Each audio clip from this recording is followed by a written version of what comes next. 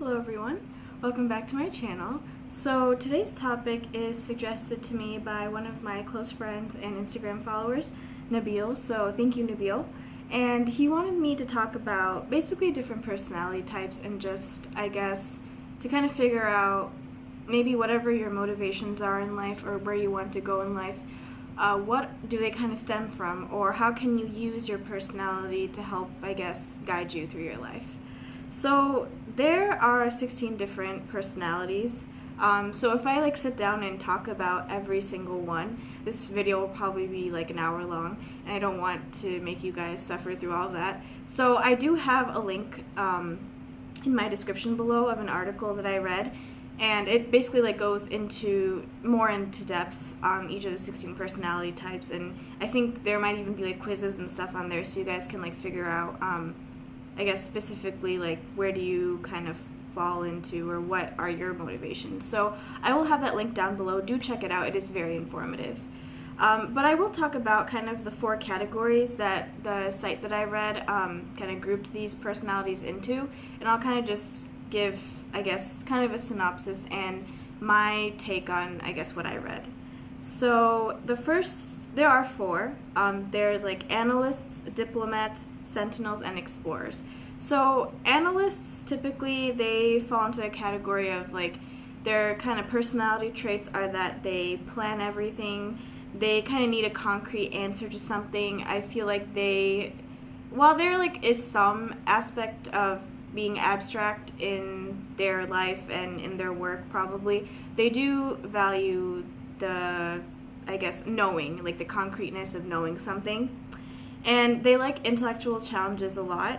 They mix their logic with innovation, and they will find surefire a way to do something when no one thinks there is or it hasn't ever been done before. They are very determined to find a way to do something or a solution. And they're typically leaders, and they're very bold. So analysts I think they gravitate more towards, obviously the logistic side of things and kind of just, the concreteness of having an answer. And while they do have innovation in their mind and they do use that to come up with new solutions, they always kind of need proof or evidence of something working, and they need that to kind of back up what their own creativity is.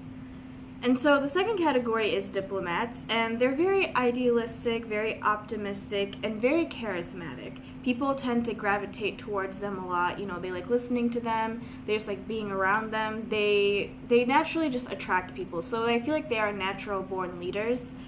And yeah, so people definitely do gravitate towards them for leadership, for guidance, for friendship, for comfort. And they tend to be very good mediators and voices of reason in conflicts, and they're very altruistic. Whatever they do, even though, of course, it does come to some benefit from them, they get the support of people, they get the love of people, and they can use that to their advantage. But I feel like typically a good diplomat won't just use that to kind of only their advantage and prey off of it and use it unjustly. They will use the influence and the platform that they have to spread awareness and spread basically ideas and policies, whatever it may be, for the good of for the greater good, not just for themselves. And then the third category we have is sentinels, and they basically use logic and facts and compassion and leadership, all 4 of these for the greater good. So I feel like they're kind of a mix of the analysts and the diplomats, but they have more of that that very compassionate side. They definitely put others before themselves, and I feel like typically if you see people in the healthcare profession, like doctors, nurses, they typically tend to be, I feel like, sentinels. And they're also excellent administrators in the fact that when they do come to a decision about something, it's not just, they obviously look at it logistically, but they also look at it from everyone's perspective, and they try to value not just everyone's, I guess, ideas, but their kind of well-being and opinions and their state of mind as well. I feel like they don't like conflict very much, and they try to appeal to everyone's, sense of belonging and sense of well-being physically and mentally. And then last but not least, we have explorers. So these people tend to be very spontaneous, also very charismatic, adventurous, very much a master of their craft, and very passionate about what they do. And there's never a dull moment with them. I feel like since they have a very spontaneous look on life and how they live their life, you can never be bored around them. They always are looking for the next adventure, I guess.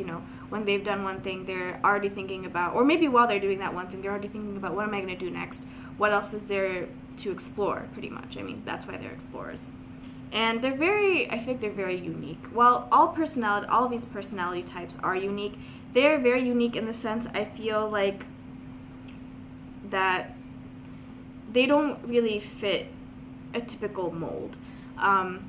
If they have something in their mind, like they want to pursue a certain path or they want to live a certain way that typically isn't, I guess, embraced by society or accepted by society, they aren't afraid to still continue to pursue that. They feel like whatever they're meant to be, like they're destined to do that, and they will do it regardless of what people say. So with all these 4 personality types, obviously people aren't just one. They might gravitate more towards one, but I feel like people can be obviously a mix of more than one, or a very half and half of 2. But I feel like no one is 100% just one personality type. They might be a majority, but they're not completely that personality type. And I feel like it's good because I feel like we don't need to fit in a box. I feel like a lot of the times we feel like we need to fit into a certain box, or we feel like other people are telling us that, okay, like this is what's practical to do, or this is how you should live your life, or how you should see the world. And while it's good to take advice from others, there's a difference between having others give you advice and having others kind of try to micromanage you and tell you what you need to do and how you need to live. And I feel like that's not healthy, because all of us have different preferences and all of us thrive in different environments. Some of us, that we do thrive in a more very organized, this is how it is, 100% rules environment. We thrive in that. And some of us, we need more of our independence. We need to not constantly be surrounded by, authority or, somebody telling us what to do. We like having the freedom to kind of, not be micromanaged and not have people tell us this is exactly what you need to do. So I feel like we can, of course, be many different things as long as we're true to ourselves and we're not doing things just, to please others or for others' approval. Because at the end of the day, if we try to please everybody, I always do believe this and I always do say this, but if we try to please everybody, we might be able to do that momentarily, but we won't be able to do that forever. People will always change, and we can't always change for people, because then we lose who we are, and it makes us feel very lost, I feel like, and then it just kind of makes you feel like you're just floating and you don't know where you're going or what the direction of your life is.